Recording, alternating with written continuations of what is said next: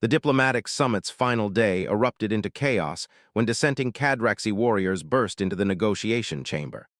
Led by Subcommander Vexker, they represented a faction opposed to alliance with soft species. "The High Marshal has been compromised," Vexker announced, brandishing ceremonial weapons. "The human female has corrupted his judgment through unnatural means." Alina and Drekmer exchanged a single glance across the chamber, a look that communicated everything. Without hesitation, they moved in perfect synchronization. While Alliance security engaged the outer perimeter, Alina slid beneath a conference table, emerging behind two attackers.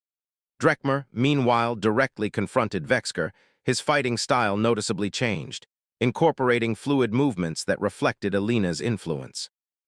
"You fight like the human now," Vexker accused, struggling against Drekmer's new unpredictable patterns. "I fight better," Drekmer replied. Alina's blood was drawn again when a Cadraxi blade grazed her shoulder. This time, however, Drekmer did not collapse at the sight. Instead, he positioned himself protectively near her, his exoskeleton expanding to shield her while she targeted his opponent's vulnerable points. They fought as a seamless unit, his strength complementing her speed, her precision enhancing his power. The assembled diplomats watched in astonishment as human and Cadraxi demonstrated what their combined capabilities could achieve. When the skirmish ended, Vexker and his conspirators were subdued. Drekmer stood proudly beside Alina, his luminescence glowing with colors that made the other Cadraxi murmur in surprise. "The treaty will proceed," he announced formally. Then, breaking all protocol, he placed his hand against Alina's in front of the assembled delegation. "And with it, a new understanding between our kinds." The Cadraxi elder stepped forward. "High Marshal, you display mating colors in the presence of the human." "I do," Drekmer acknowledged without shame. "Commander Alina Reyes has proven that strength comes in many forms. Our differences are not weaknesses, but opportunities for growth." 1 month later, Alina stood on the observation deck of the Alliance headquarters, watching as a Cadraxi ship docked. Drekmer had returned after formalizing the treaty with his government. Their relationship had become something of a legend, the human who made the mighty warrior faint, only to awaken something deeper. "The diplomatic corps is still processing the paperwork for your new status," Admiral Jackson commented, joining her at the viewport. "First human Cadraxi pair bonding in history. There's no precedent." Alina smiled as she watched Drekmer's imposing figure emerge from the airlock. "We're good at creating precedents, sir." As Drekmer approached, his patterns dancing with colors now familiar to her, Alina reflected that some barriers, biological, cultural, evolutionary, could be overcome by something as simple and complex as recognizing strength in difference. Their blood might tell different stories, but their hearts beat to the same cosmic rhythm. Retry Claude can make mistakes. Please double-check responses. 3 months into his captivity, Darien found himself with unprecedented access to Thalia's personal library, a vast repository of knowledge contained within crystalline data spheres. What had begun as a request to better understand hegemony protocols had evolved into daily study sessions that Thalia increasingly observed with fascination. "Your capacity for absorption is remarkable," she noted one afternoon, her skin rippling with the golden hues of intellectual stimulation. "Most species require neural implants to process information at that rate." Darien glanced up from the hovering text about interstellar trade agreements. "Humans adapted to process large amounts of information quickly. When your environment constantly tries to kill you, pattern recognition becomes essential." "Is that how you see us, as predators?" Thalia's upper eyes narrowed while her lower pair remained fixed on him. "I see the hegemony as a complex ecosystem," he replied carefully.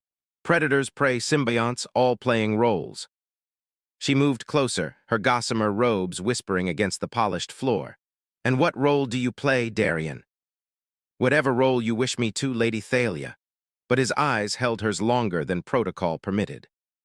That evening, at a gathering of the lesser houses, Darien stood at Thalia's side as always, but she now occasionally turned to him for commentary on the discussions, a shocking breach of tradition that sent ripples through the assembled aristocrats. "Your pet speaks with unusual insight," remarked Duchess Evren, her thorned crown glittering beneath the aurora ceiling. "One might mistake him for educated." One might, Thalia agreed, her fingers possessively brushing Darian's arm. I find his perspectives refreshing. Later, when they returned to her private chambers, Thalia dismissed her servant drones for the first time. Alone, she approached Darian with an unfamiliar vulnerability in her posture. Do you know what it means to be born into the 7th tier of House Luminari? She asked. Enlighten me, he said, maintaining the proper distance between them. It means freedom from want but imprisonment by expectation. Her skin darkened to indigo, a color he'd learned signified melancholy.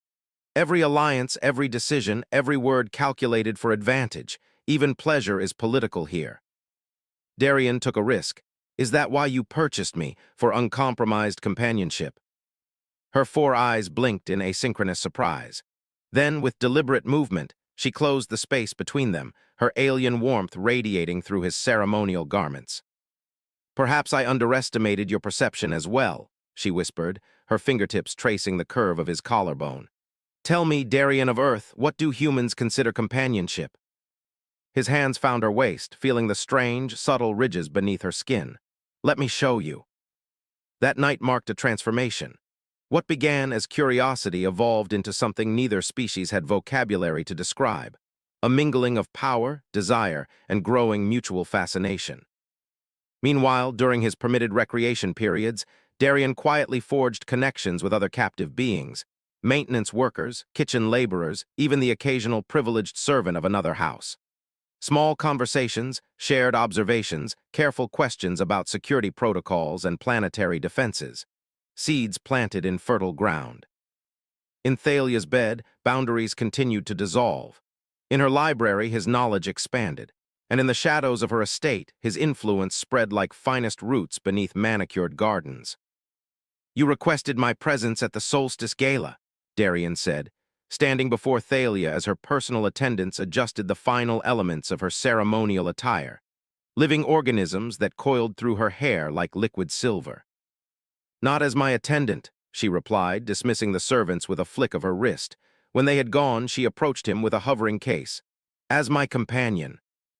Inside lay formal attire unlike the usual garments of human servants, a suit of midnight fabric that seemed to contain actual stars, shifting and pulsing with gentle light. This will cause talk, Darian observed, running his fingers across the material. Let them talk. Thalia's skin flushed emerald with anticipation. House Luminari has always set trends rather than followed them. The Solstice Gala represented the height of hegemony social politics, an event where alliances were formed, broken, and reconfigured through elaborate ritual and subtle maneuver. Never before had a human been presented as an equal participant. As they entered the great pavilion, a structure built from the preserved skeleton of an ancient space-faring leviathan, conversations faltered.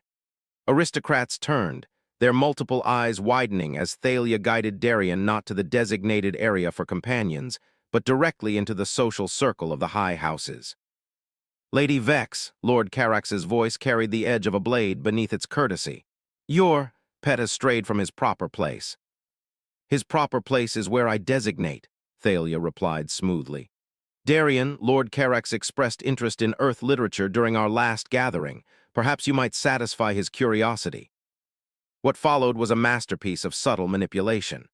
Darian engaged the startled Carax in a discussion of human philosophical traditions, drawing parallels to hegemony, thought that both flattered and challenged the aristocrats' understanding. Other nobles drifted toward their conversation, initially from scandalous interest, then increasingly from genuine engagement.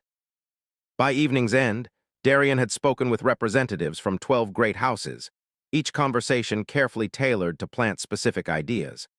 Questions about resource distribution, observations about similarities between supposedly lesser species and the hegemony elite, gentle challenges to long-held assumptions.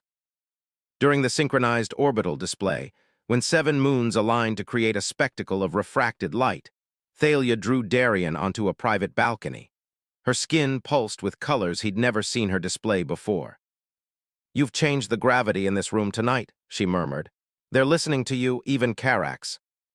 Darian traced the luminescent patterns along her neck. They're listening because you gave me a platform, your risk, not mine. Don't diminish your role. Her lower eyes stayed fixed on his face while her upper pair scanned for observers. Finding none, she pulled him closer. I've had a realization watching you tonight. The barriers between our kinds. They're constructs, not natural law. Their kiss was neither human nor hegemony in style, but something new, a border crossed. The following day, when Thalia's favorite servant was accused of stealing valuable artifacts, it was Darien who intervened, providing evidence that implicated a drone malfunction instead. The servant, an avian species called tellarite, later sought Darien out in the gardens. "Why would you defend one like me?" the tellarite asked, its feathered crest flattening in submission. "Because injustice anywhere threatens justice everywhere," Darien replied, quoting ancient Earth wisdom. "Remember that when the time comes." That night, Thalia confronted him in their now-shared chambers. "You've been speaking to the servants." "Yes." "About what?" "About many things: history, philosophy, hope." Her skin rippled with conflicting emotions. "You're playing a dangerous game." "We both are," he said, taking her hands in his. "The question is whether we're playing against each other or together against a board neither of us designed." The first signs of trouble came 6 months after Darien's arrival. Reports of work stoppages in the mineral processing facilities of the outer colonies. Unusual coordination among normally competitive merchant guilds. Encrypted communications detected between previously isolated resistance cells. "The Council is concerned," Thalia informed Darien as they walked through her private arboretum, genetically modified plants from 100 worlds creating a rainbow canopy above them. "There are whispers of a unifying philosophy spreading among the subjugated worlds." "What philosophy?" Darien asked, though something in his expression suggested he already knew. "Ideas about inherent worth regardless of species, about cooperation rather than domination." She stopped beside a flowering earth orchid, a gift she had commissioned for him. "Strangely familiar concepts, wouldn't you say?" Rather than answering directly, Darien turned to face her. "When you purchased me, what did you imagine would happen between us?" "Diversion, entertainment, status enhancement." Her upper eyes blinked rapidly, a sign of emotional processing. "Not this." This had become undeniable. Their relationship had evolved beyond owner and possession into something unprecedented in hegemony society, a partnership of equals behind closed doors, each changed by the other's influence. That night, as they lay entwined in her chamber, surveillance drones dispatched by the Security Directorate silently recorded their conversation, capturing treason in intimate whispers. 3 days later, during a summit of the great houses, the High Executor made his move. Standing before the assembled aristocracy, he activated a holographic display showing Darien speaking to servants across multiple estates, his words carefully edited to emphasize revolutionary rhetoric. "This human," the executor declared, "has been identified as the nexus of coordinated resistance activities spanning 17 worlds. His influence has corrupted even members of the noble houses." Here, his gaze fixed pointedly on Thalia. "The Security Directorate recommends immediate termination and neural analysis." Murmurs of agreement rippled through the chamber. Only Thalia remained silent, her skin bleached to colorless shock. "Lady Vex," the executor continued, "as the legal owner of this threat, you will surrender him for processing." All eyes turned to her. In that moment, centuries of breeding, position, and privilege hung in the balance against something she had never expected to find: love for a creature her society considered little more than livestock. "I will escort him personally," she finally replied, her voice steady despite her pallor. But as they left the chamber under guard, Thalia activated a neural implant hidden beneath her skin, sending a predetermined signal that triggered explosions in the environmental systems. In the ensuing chaos, they fled not to the detention center, but to a secret hangar where a vessel waited, prepared weeks earlier by servants loyal to Darien's quiet revolution. "You knew this would happen," she accused as they broke atmosphere, pursued by security craft. "I knew something would happen," he corrected, hands moving skillfully over alien controls. "I hoped you would choose as you did." Their escape through the planetary defense grid became legend, a story whispered among the underclasses of a dozen worlds. Lady Vex of House Luminari, who abandoned everything for a human, the beginning of the end for hegemony dominance. 1 year later, the rebellion had spread across the outer systems. What began as isolated incidents had coalesced into coordinated resistance, with Darien and Thalia emerging as reluctant symbols of a new possibility, species cooperation instead of hierarchical subjugation. Their base of operations, hidden within the plasma storms of the Cygnus Nebula, had become a gathering point for defectors from across the hegemony. Aristocrats questioning ancient traditions, scientists sharing restricted technologies, former slaves contributing unique perspectives based on their species' capabilities. The High Council has issued its final ultimatum, announced Kellix, a former security directorate officer who had joined their cause. Surrender the human and the traitor Vex, or face unified fleet action against all resistance-held territories. In their private quarters, modest compared to Thalia's former estate, Darien studied tactical projections while Thalia meditated in the manner of her people, her skin cycling slowly through colors as she processed possibilities. "They'll never accept terms," she said finally, opening her eyes. "The Council cannot admit that their fundamental beliefs about species hierarchy might be wrong." "Then we must force the issue." Darien's expression was resolute. "Not through traditional warfare we'd lose, but through their own systems of control." The plan they devised was audacious to the point of insanity. Return to Nexus Prime, infiltrate the central command nexus, and broadcast the complete, unaltered neural records of their relationship, showing definitively that human and hegemony could meet as equals, could transform one another, could love. "It's suicide," objected Kellix. "It's necessary," Thalia countered. "My people respect tradition above all else. We must become a new tradition." Their return to the capital world came during the Convergence Festival, when security would be focused on the ritual activities rather than orbital approaches. Disguised using biotechnology that temporarily altered their physiologies, they moved through celebrating crowds toward the central spire. "Strange," Darien murmured as they passed a group of aristocrats watching mixed-species performers, something unthinkable a year earlier. "The change has already begun." "Ideas spread faster than anyone expects," Thalia replied.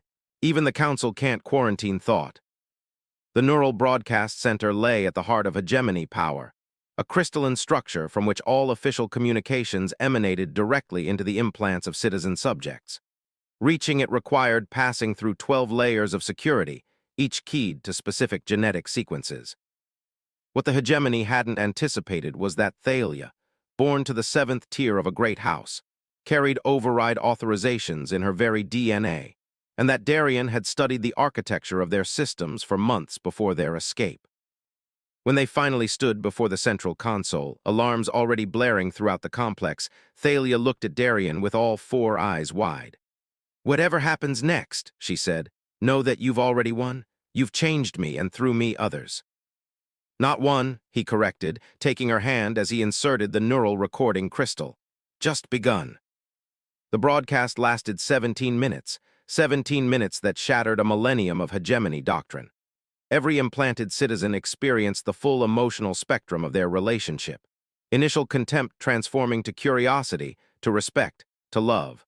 The complete journey from owner and possession to equal partners fighting for a transformed society.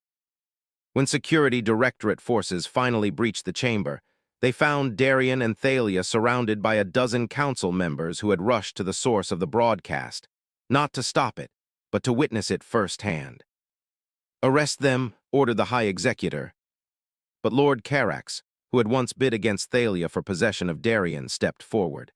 "On what charge? Proving that our entire civilization rests on a foundation of lies, that we are not inherently superior." "Treason," the Executor insisted. "Revolution," Carax countered, his skin flushing with colors of determination. "And it has already succeeded." In the days that followed, the hegemony did not fall. Empires seldom collapse in a single moment. But irreversible change had begun. The Solstice Accords, signed 3 weeks later, recognized the sentient rights of 17 formerly subjugated species. The slave markets of Nexus Prime were dismantled, transformed into centers for cultural exchange. And on a quiet evening 1 year afterward, as the twin moons rose over a transformed world, Darien and Thalia stood in the garden of what had once been her private estate, now converted to an interspecies diplomatic academy. Did you plan all this? She asked, her fingers intertwined with his. From the moment you stood on that auction block? Darian smiled. I planned to survive, then to understand, then to change what I could. He brushed his fingertips across the luminescent patterns on her cheek. Falling in love with you was the one thing I never anticipated. The most dangerous revolution, Thalia murmured, is the one that happens in the heart. Above them, ships from a dozen worlds moved peacefully through the lavender sky, the beginning of a new galactic order, born from a connection that should never have been possible. Retry Claude can make mistakes. Please double-check responses.